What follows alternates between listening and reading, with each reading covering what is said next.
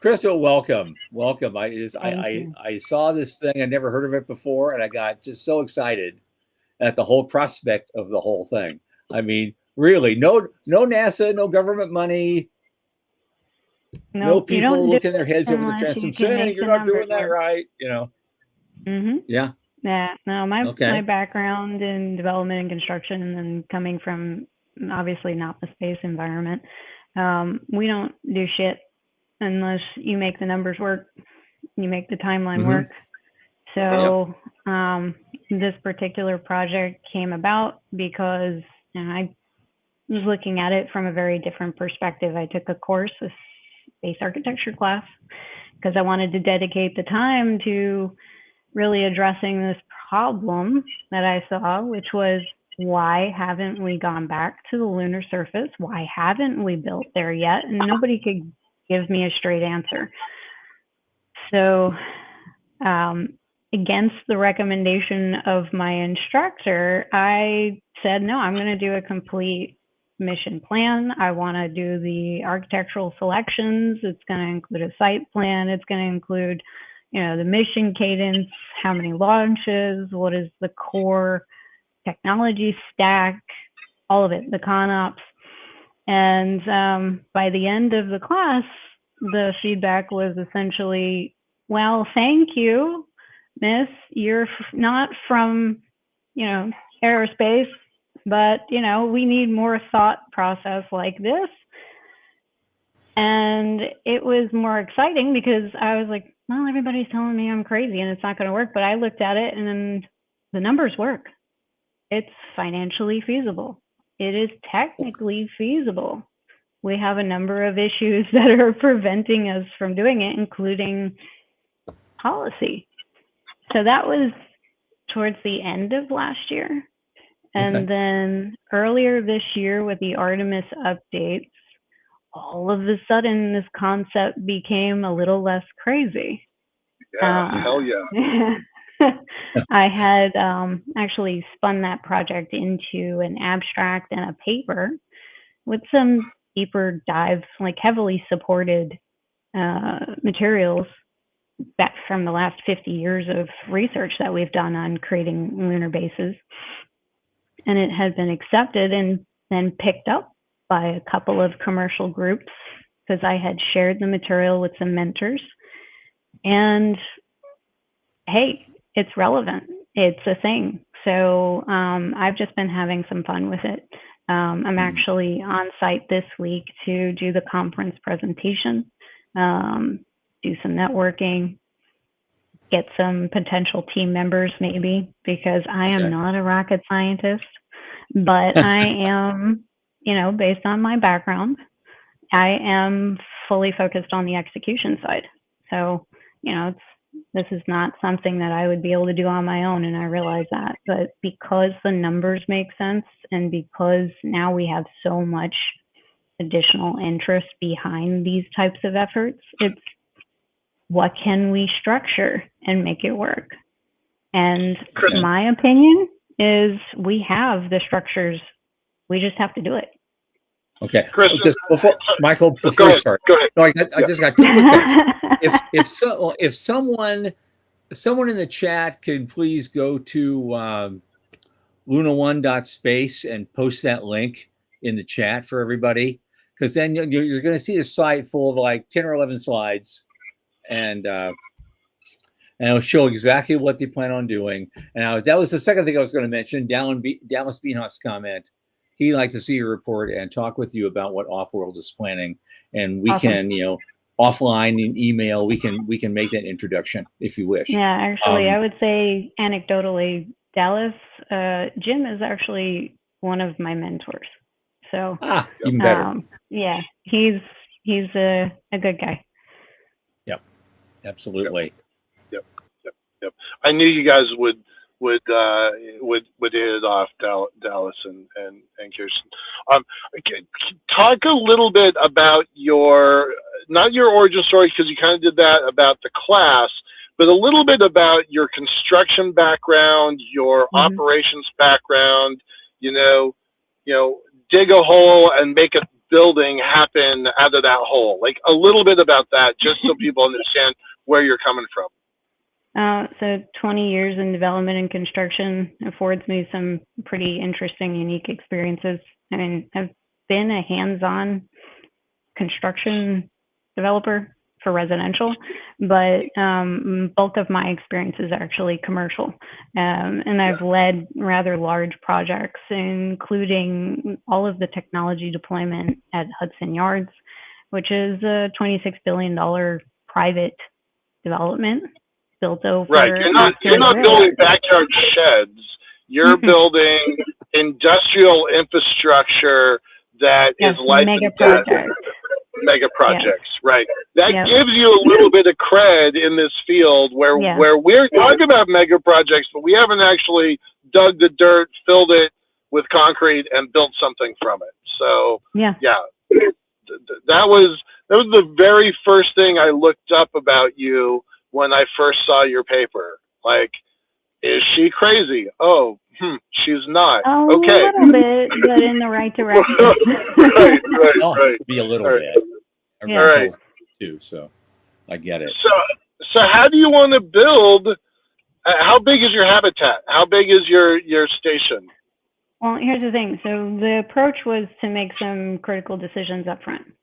Right. We're not talking about a full-scale 1,000-person facility. We need to start somewhere. And part of the constraint was, look, if we had to do it sooner than 2030, could we do it? And how quickly could we if money wasn't the problem? We just wanted to do it in a certain timeline.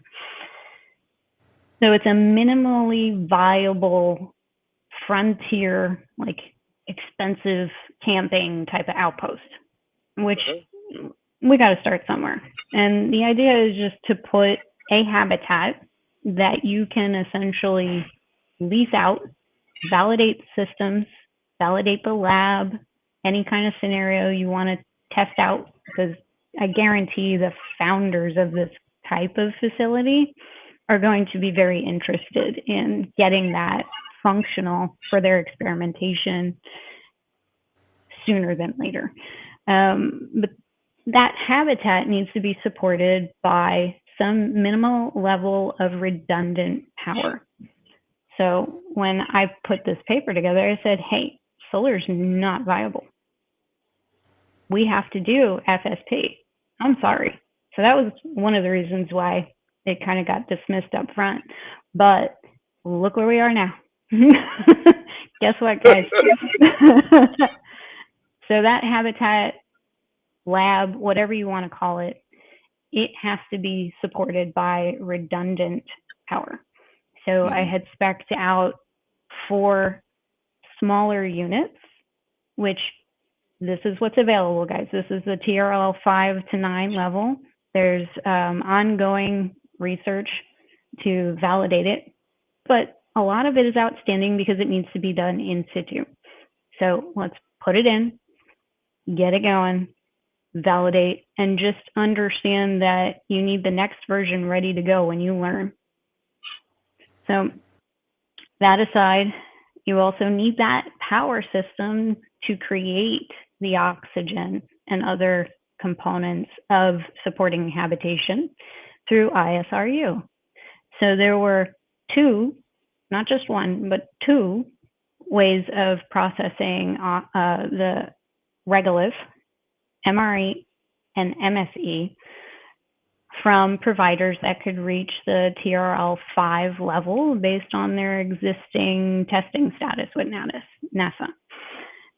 So those have been spec'd in, and the power is supposed to support those running continuously, which over time would support a full-fledged habitation facility. Once the facility is stabilized, you grow. You don't show up and everything's perfect the first day. Right. Never mind 12 to 18 months later, which is normal in a construction environment. You have to stabilize. So applying those concepts from outside the industry, now that ability to rationalize and manage risk and take on some of the cultural issues within space, I would say, it becomes more of a measured program. more of a, we're going to follow a commercial tempo and an iterative process, and we're going to develop the technology and suit it to the actual environment that we need to develop it for. Not going to show up perfect again. So all of these things just layer into a concept of developing, from my perspective, an industrial park. It's a proving ground. It has to be full service. You have to put the requisite components in place and run it like a business. Mm-hmm. So that can be done in a year. That minimally viable situation can be done in a year. Now, the caveat is all that stuff has to be approved and blessed by the powers that be. But guess what? The more I talk to space lawyers, the more they're like, well, listen, if you have the money and you have the interest and you have the insurance, basically, policy will have to follow. They have to find a way. Because it always has. Sooner or later. Yeah. Where's the frontier? Again, more feasible. Exactly. I still want you to say how many people you're talking about, because I've never really had a good handle. I know it's a ramp up, and I know you've got to start somewhere. Crew rotation. Okay. And yes, humans have to be in the loop. I'm sorry. Yeah. We can't just send the robots. That is not the plan. It was never the plan. It was a way of kicking the can down the road. Scaling to how many? Over what time frame? That's a phase 2. So once you can stabilize operations with 4 people during daylight operations, you get your SOPs and your protocols in place, then you can transition into lunar night operations with those 4 people. There's a process here, guys. It's not show up and have 1,000 people. Right. We're barely functioning for 3 days with 2 people. Mm-hmm. Let's grow. Right. Okay. So clarifying, you're only there for the 14 days of daytime with 4 people, and then you go home, and then after you've done that a few times, then the robotics are lunar, and then you build to same 4 different, probably different 4 people, but 4 people that last for nighttime schedules as well, right? So which again, what's the time frame for that? In construction, we do overnight rotations. We have multi-crew overlapping. You have to have the resources in place to do this. So one of the components of this model is that it's not government-led. You have to be able to draw from more than just NASA and the U.S. government. Now, granted, it will be a U.S.-supported endeavor. They have to be responsible for this because of the Outer Space Treaty and a bunch of other international agreements. But being able to collaborate, because it's a private endeavor, and pull from the Saudis, to pull from other smaller groups who are willing to pay for access and provide astronauts in a rotation. Now you have a bigger group of candidates to work with. Mm-hmm. Beautiful. So